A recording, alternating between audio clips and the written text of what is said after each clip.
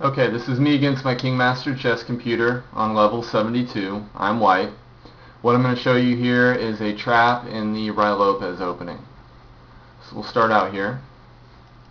And I'll just kind of go through the beginning stages of the Ruy Lopez that everyone's familiar with. Okay, right here, when he responds to bishop to b5 with a6, I have a choice of either taking the knight or moving the bishop back here to a4. Obviously this is Ruy Lopez, so you move the bishop back. He brings out his other knight, and I go ahead and castle. Now at this point, black can do a number of things. The most aggressive move is to go ahead and take that undefended e-pawn of white's, which black does. So then I respond and move my rook to e1, threatening his knight, and basically forcing him to either retreat or to defend his knight. Now if he does retreat, then obviously my next move is going to be to capture his e-pawn. But black wants to be aggressive. He doesn't want that to happen, so he's going to go ahead and respond with d5. Now outwardly this looks like a good move because black is immediately up a pawn, and he's got good center control. He's actually dominating the center right now. So that looks like a series of good moves for black. However, black gets in a little trouble here because you'll see my next move. At this point, I go ahead and take that pawn, or I'm sorry, that knight there on c6, because if I hadn't, more than likely black's next move, or within his next couple moves, was going to be to move his b pawn up here to b5, which would force my bishop down here to b3. So I went ahead and seized the opportunity, taking his knight. That's going to do a couple of things for me. It puts him in check, so it's going to force him to take that bishop, and when he takes it, which he does with his b pawn, that's going to mess up his pawn structure. Another thing that did was it prevents him from using that knight to defend his e-pawn. So that's going to be very key later.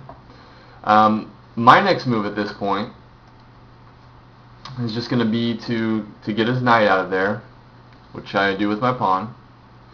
Now you'll kind of see the whole complexion of this game changes at this point forward. Black has to retreat. So he moves his knight back here to f6. I go ahead and take his knight there on e5. Now you'll see what I'm setting up here. My rook is on the same file as black's king. So since black cannot immediately capture my knight, my next move is going to be a discovered check on black, because once I move my knight, it's going to put him in, expose him to check, and then I'm going to try to fork his queen here.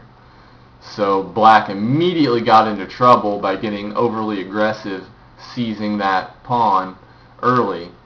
And then instead of moving his knight when I first moved my rook to e1, he tried to fortify it with a pawn, which basically created this whole situation. So black brings his bishop out. He's going to block the potential discovered check here, and then he's obviously going to be castling here. However, I go ahead and take another pawn and threaten his queen and his bishop. Now his bishop is pinned to his king, and even if I take his bishop, the only possible piece that he could capture that back with would be his queen, so he would lose his queen. So now his bishop's being threatened, and he's not even going to be able to capture that bishop. So right away, that's the trap, and that's the situation that black created for himself, and you'll see how this unfolds. He realizes that he's going to lose material here, whether it's his queen or his bishop. So he's hoping that I'll go ahead and just do an even queen exchange. So he's bringing his bishop out here and threatening my queen.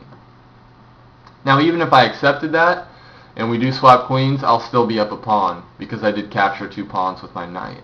However, I don't need to do that. I can just block his bishop. So now he's got a number of problems here. His bishop is hanging, and he's still got this pinned bishop over here, and he's still his queen is still threatened. So black's got a number of problems. All he can do is move his queen out of the way to protect his queen. I go ahead and take his bishop. Like I said, he cannot take my knight now with his queen because he'll lose his queen. And he obviously can't take it with his king because he'll be exposed to my rook. What's even better about this is I still have that discovered check potential on my next move.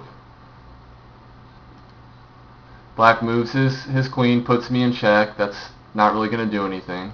I move my king out of the way. He moves his bishop back. Now he's once again preventing that discovered check. However, I move my knight out of the way, and that basically pinned his bishop again. So now his bishop can't take my knight. And even worst case scenario, I could have gone ahead and taken his d pawn and still come out ahead another pawn. But in this way, I took his bishop, and now I'm going to escape with my knight. So I took his bishop for nothing. So now he's down a bishop and a pawn. And all he can really do there is castle, and now I move my knight away. So that's basically the trap there in the Ruy Lopez. I obviously went ahead and won this game, being up 4 points of material this early. But just look out for that if you ever play in the Ruy and someone gets a little aggressive with their knight. Try to set them up for that trap, and you'll gain an early material advantage and certainly win.